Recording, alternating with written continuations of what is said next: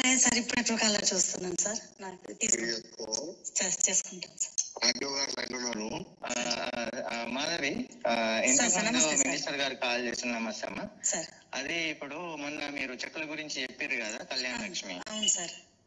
మంత్రి గారి దృష్టిలో పెట్టి వారు చెప్పినట్టుగా ఆ టైం తీసుకొని చెయ్యండి అని సార్. మేము కూడా చెప్తున్నాం ఎంఆర్ఓ గారు. మొన్నటి దాకా హుజురాబాద్ ఎమ్మెల్యే ఈటెల రాజేందర్ ఉంటే ఎమ్మెల్సీ గవర్నమెంట్ ఉంది కదా అని ఎమ్మెల్సీ కౌశిక్ రెడ్డి గారు మంచి పెట్టారు. ఇప్పుడు మేము మా వారికి ప్రోటోకాల్ లేదు. ఎమ్మెల్సీ కాదు, మా కంటెస్టెడ్ క్యాండిడేట్ ప్రణవ్ ఎమ్మెల్యేకి మా పార్టీ వాడు కాదు, మా అధికార పార్టీ కాదు. మీకే స్వేచ్ఛ ఇస్తున్నాం, మీరే అధికారం పంచండి. ఆయన చేయికి ఒక్కటి పోయినా పోవద్దని చెప్తున్నారు.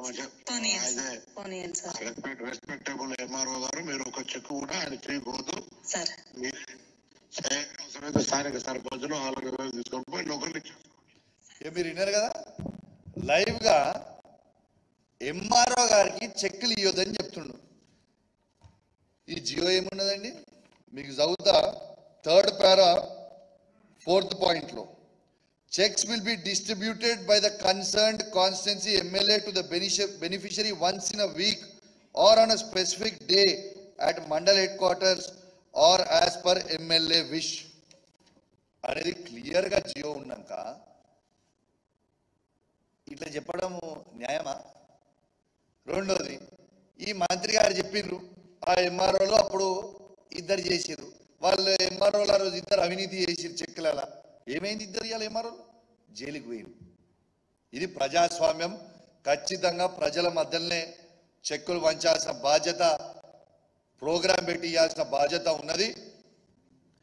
ఏ ఒక్క చెక్ అయినా కూడా ఎంఆర్ఓ గారు ఇండివిజువల్ గా పంచితే ఇది మీరు అవినీతికి పాల్పడుతున్నారు కాబట్టి అనే ప్రమాదం ఉంటుంది, రేపు బెనిఫిషరీస్ చెప్పే ప్రమాదం ఉంటుంది. కాబట్టి మీరు కూడా తస్మాత్ జాగ్రత్త అని మీ అందరికీ కూడా హెచ్చరిస్తా ఉన్నాం. దీంతో పాటు పొన్న ప్రభాకర్ గారి ఒక breaking news, legal notice flyer scam లా మేము కౌశిక్ రెడ్డి గారికి పంపించినాము, జోగిన్పల్లి సంతోష్రావు గారికి పంపించినాము, టీ న్యూస్కి పంపించినాము, నమస్తే తెలంగాణకు పంపించినాము అని ఫ్లాష్ న్యూస్ అని చెప్తున్నాం. అయ్యా పొన్న ప్రభాకర్ గారు, మీరు మీ ఇల్లీగల్ యాక్టివిటీస్ నీ లీగల్ నోటీస్ ద్వారా ఆపాలనుకుంటే, మా నోరు మూపియాలనుకుంటే కలవదు బ్రదర్. నీ లీగల్ నోటీస్ కి బరాబర్ మా లీగల్ టీం నీకు బరాబర్ జవాబు చెప్తాం. నేను ఒకటే ఛాలెంజ్ విసురుతా ఉన్నా పొన్న ప్రభాకర్ గారికి, మీరు ట్రాన్స్పోర్ట్ అధికారి, మరి మీరు ట్రాన్స్పోర్ట్ మినిస్టర్ గా ఉన్నప్పుడు ఓవర్లోడ్ లారీస్ పోవచ్చా?